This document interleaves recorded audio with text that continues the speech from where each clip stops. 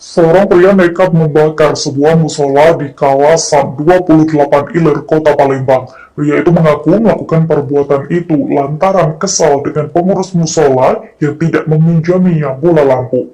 Peristiwa itu terjadi di musola Toyiba di Jalan Depatan Baru, Kelurahan 28 Iler, Palembang, Sumatera Selatan pada Kamis 11 Maret 2021. Awalnya musola diduga terbakar karena korsleting listrik.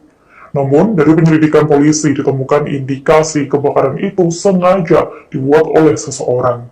Hingga saksi dan bukti yang diperoleh mengarah pada pria bernama M. Sadak, 44 tahun, warga yang tinggal tak jauh dari musola. Setelah diamankan, pelaku pun tak melawan dan mengakui perbuatan pembakaran musola yang ia lakukan. Pria 44 tahun itu mengaku nekat membakar musola lantaran kesal dengan pengurus musola yang marah-marah saat ia meminjam bola lampu.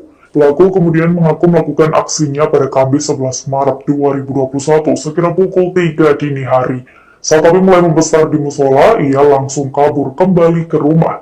Atas perbuatannya, tersangka kini ditahan di Polda Sumatera Selatan dan terancam pasal 187 KUHP dengan ancaman hukuman paling lama 12 tahun penjara.